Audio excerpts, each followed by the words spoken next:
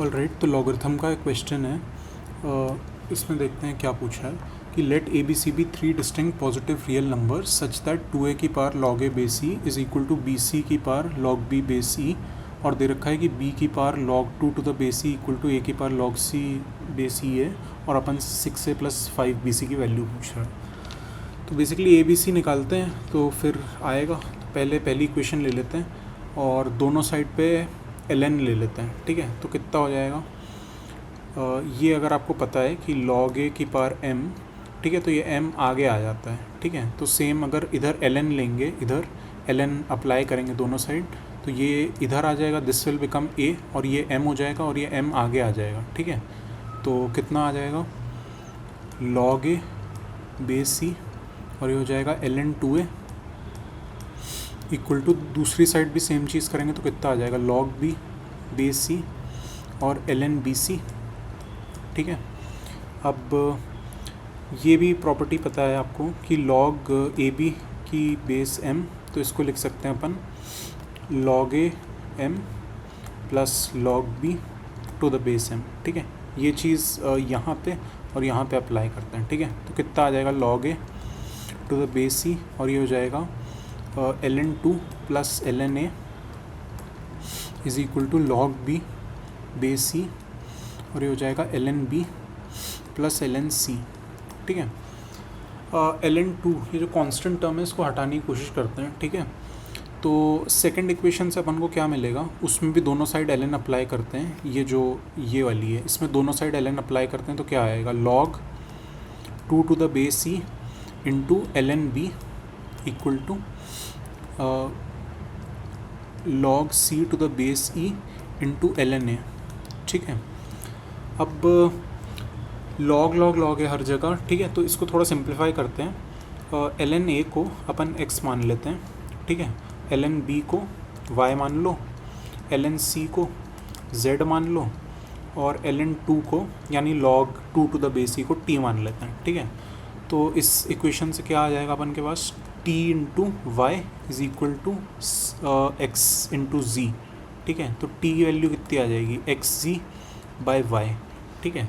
और अब ये वाली इक्वेशन लेते हैं, इसमें भी सिमिलरली चेंज करते हैं, तो ये कितना हो जाएगा, x टाइम्स ऑफ, और ln 2 इज़ t, और t अपन ने निकाल रखा है एक्स जी अपॉन वाई। बेसिकली कम से कम वेरिएबल कर रहे हैं, वेरिएबल एलिमिनेट करके एक्स वाई के बीच में रिलेशन या फिर एक्स और वाई की वैल्यू निकालने की कोशिश कर रहे हैं, ठीक है। प्लस ln a की जगह लिख देंगे x equal to ln b is y times ln b plus ln c is y plus G, ठीक है। अब इधर से x कॉमन ले लो तो कितना हो जाएगा, एक्स स्क्वायर, और ये कितना हो जाएगा, z प्लस y, और y डिनोमिनेटर से दूसरी साइड भेज दो तो y square y plus G, ठीक है। अब दोनों को एक साइड ले आते हैं तो कितना हो जाएगा, x square y plus z minus y square y plus z equal to 0, ठीक है।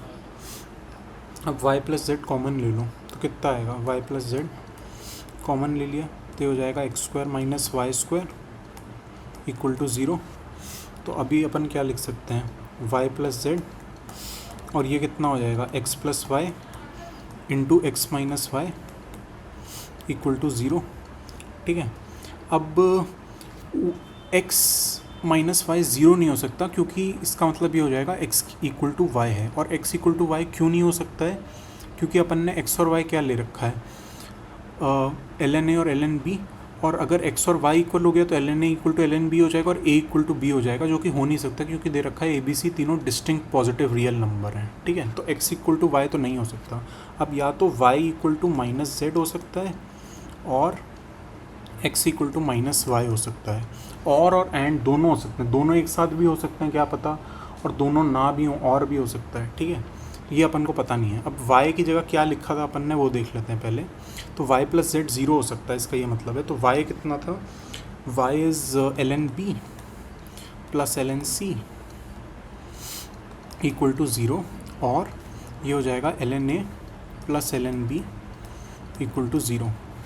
तो यहाँ से property ln a plus ln b ln a b लिख सकते हैं, तो ये हो जाएगा ln bc इक्वल टू 0, और अपन लिख सकते हैं ln AB इक्वल टू 0, ठीक है। तो यहाँ से कितना आ जाएगा, BC की वैल्यू आ जाएगी, ये E है basically log to the base E, तो E की पावर 0 1 हो जाएगा, तो BC इक्वल टू 1 और यहाँ से आ जाएगा AB इक्वल टू 1, ठीक है।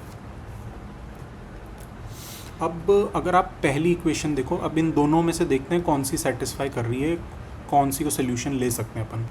अगर BC की वैल्यू 1 है तो अगर अपन पहली इक्वेशन जो ये अपन को दे रखी है, ठीक है, इसको लें, तो अगर BC 1 डालूंगा मैं इधर, तो 1 की पावर एनीथिंग, कुछ भी आप रियल लेंगे तो वो 1 ही रहेगा, यानी कि तो यहाँ से अपन के पास क्या आ जाएगा कि 2a की power log a to the base E is equal to 1, ठीक है। अब ये आप ध्यान में रखिए कि x की पावर y हमें 1 दे रखा है बेसिकली, ठीक है। तो ये दो केस में हो सकता है, या तो x की वैल्यू 1 हो या फिर y 0 हो। तो अगर x की वैल्यू 1 है, अगर x हमारे केस में 2a है तो 1, तो a की वैल्यू कितनी आ जाएगी 1/2, या तो ये हो सकता है, या फिर y 0 हो जाए, यानी कि log a to the base E equal to 0, यानी a की वैल्यू 1 हो जाए। तो यानी यहाँ से आ रहा है या तो a 1/2 है या a 1 है। अब a इक्वल टू 1 में क्या प्रॉब्लम है, a इक्वल टू 1 अगर इधर डालोगे आप तो यहाँ से क्या आ जाएगा, 1 की power log C base E, मतलब कुछ रियल है तो 1 की पावर कुछ भी 1 ही रहेगा, और यहाँ पे क्या आ जाएगा, b की power log 2 to the base E, ये भी कुछ रियल है। तो ये कब इक्वल होगा, जब b भी 1 हो जाए। तो यहाँ से क्या आ रहा है, b भी 1 है और a भी 1 है, जो कि पॉसिबल नहीं है क्योंकि दे रखा है a b c तीनों डिस्टिंक्ट हैं, तो a की वैल्यू 1 तो नहीं हो सकती। सिमिलरली 1/2 अगर आप डालोगे तो आप देखोगे ऐसी कोई कंडीशन रिस्ट्रिक्शन नहीं आ रहा है, ठीक है। a की वैल्यू 1/2 डालो तो ऐसा ज़रूरी नहीं आ रहा है कि अगर a 1/2 है तो b को भी 1/2 होना पड़ेगा, तो यानी a इक्वल टू 1/2 अपना सोल्यूशन हो सकता है, ठीक है।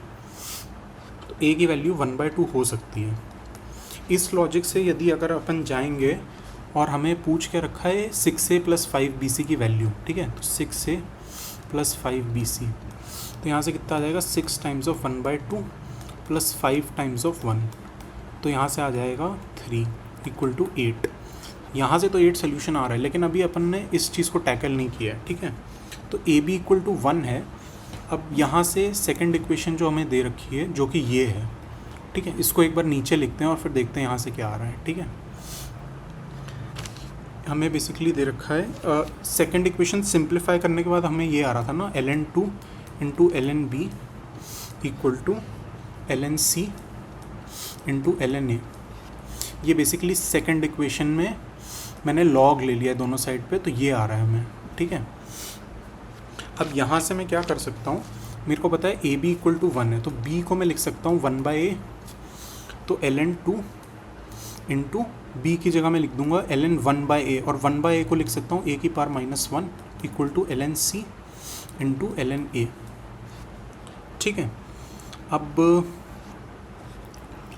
ये a की पावर -1, तो ये यहाँ आ जाएगा माइनस, ठीक है, यहाँ से उड़ा दो। अब ln a और ln a दोनों साइड कैंसिल कर सकता हूँ मैं, तो ये हो जाएगा -ln2 equal to ln c, तो ये माइनस को फिर ऊपर भी ले जा सकता हूँ मैं, तो ये 2 की पावर -1 हो जाएगा, तो ये हो जाएगा ln 1/2 equal to ln c। तो c की वैल्यू बेसिकली आ जाएगी 1/2 यहाँ से, ठीक है। अब c की वैल्यू 1/2 आ गई और हमने कंडीशन ली है a b इक्वल टू 1 है, तो यानी कि a और b एक दूसरे के रेसिप्रोकल हैं, यानी अगर a को मैंने लैम्डा लिया तो b 1/λ हो जाएगा, और c की वैल्यू 1/2 है, और अपन से पूछ रखा है 6a + 5bc, ठीक है। अब इस केस में तो आंसर 8 आ रहा है, ठीक है, लेकिन ये जो हमने सेकंड केस लिया है इसमें तो कोई रिस्ट्रिक्शन ही नहीं है। मैं लैम्डा और 1/λ कुछ भी लूँ, 1/λ उसका ऑपोजिट हो जाएगा, और ये दोनों जब मल्टीप्लाई करोगे तो कैंसिल हो जाएगा। ए बी की वैल्यू 1 होनी चाहिए, तो मैं कुछ भी ले सकता हूँ, 3 1/3 भी ले सकता हूँ, एज लॉन्ग एज लॉग वहाँ पे डिफाइंड है। तो इस केस से हमारे पास आ रहा है कि इसके पास इनफाइनाइट सोल्यूशन होंगे, क्योंकि C पे तो रिस्ट्रिक्शन लग गई कि C की वैल्यू 1/2 होनी चाहिए, लेकिन A और B as long as they are reciprocal of each other, और A B की वैल्यू 1 आ रही है और लॉग उस रीजन में डिफाइंड है, तो कोई भी हम वैल्यूज़ ले सकते हैं। तो इससे ऑफिशियली आप देखेंगे तो जेई वालों ने 8 दे रखा है आंसर, पर हम देखें यहाँ से सेकंड केस भी कंसिडर करें तो इसका सोल्यूशन इनफाइनाइट सोल्यूशन हो सकता है। इसलिए इस क्वेश्चन में थोड़ी एनॉमली है और इसको चैलेंज भी कर रखा है काफ़ी ऑनलाइन, काफ़ी जगह पे इसको बोनस भी दे रखा है। तो यही रीज़न समझना ज़रूरी है कि अगर आप यहाँ पे क्या कर रहे हैं, काफ़ी लोग इस केस को कंसिडर नहीं कर रहे हैं, ये प्रॉब्लम है। तो अगर आप ये x इक्वल टू -5 वाला केस लेंगे तो आपके पास ये कंडीशन आएगी बेसिकली कि यहाँ पे लैम्डा और 1/λ आएगा, जिसकी वजह से इसके इनफाइनाइट सोल्यूशन हो सकते हैं। Thank you.